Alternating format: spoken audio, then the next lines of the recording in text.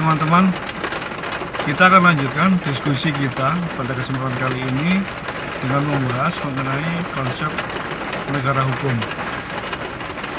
Konsep negara hukum sebagaimana dimaksudkan oleh Stahl, suatu negara harus memiliki atau mencakup kriteria sebagai berikut yang ada 4. Yang pertama, negara hukum bisa dikatakan sebagai negara hukum jika pemerintahannya dilakukan berdasarkan undang-undang.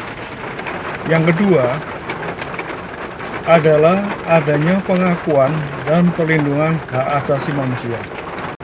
Yang ketiga adalah suatu negara yang melaksanakan konsep trias politika. Dan yang keempat adalah negara yang memiliki sistem peradilan tata usaha atau peradilan administrasi. Dalam hal ini adalah peradilan tata usaha negara. Kita akan bahas yang pertama adalah pemerintahan berdasarkan undang-undang. Dalam hal ini kita ambil contoh Indonesia. Pemerintahan Indonesia adalah pemerintahan yang berdiri sebagaimana dilaksanakan yang berdasarkan undang-undang. Jadi konsep pemerintahannya saat ini seperti halnya dalam pemilihan presiden selaku pemerintah itu dilaksanakan berdasarkan pemilihan umum yang semuanya diatur dengan undang-undang.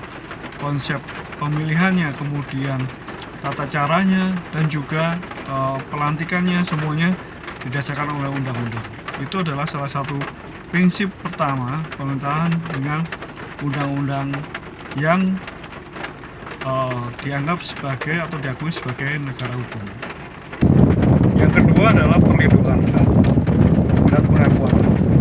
Suatu negara dianggap sebagai negara hukum apabila negara tersebut mengakui konsep atau prinsip-prinsip yang ada dalam nilai-nilai hak asasi manusia.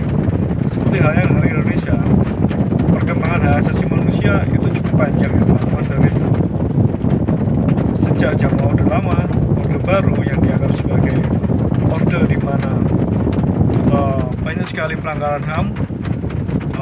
Di situ Indonesia selanjutnya bisa membuktikan bahwa HAM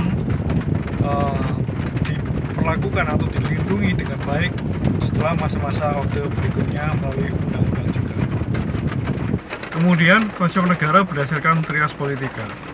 Nah, konsep negara berdasarkan trias politika sebagaimana disampaikan oleh Montesquieu bahwa negara berdasarkan separation of power atau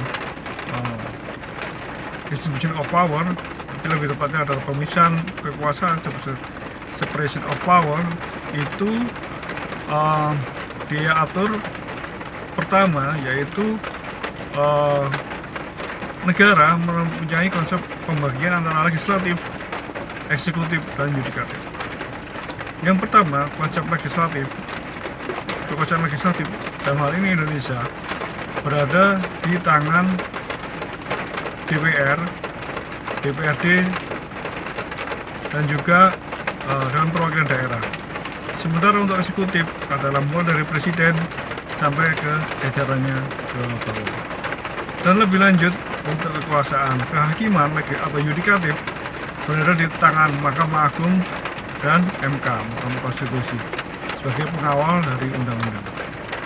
Yang terakhir adalah suatu negara dikatakan sebagai negara hukum apabila memiliki peradilan administrasi. Dalam hal ini adalah di Indonesia adalah peradilan atau pengadilan tata usaha negara atau PTUN.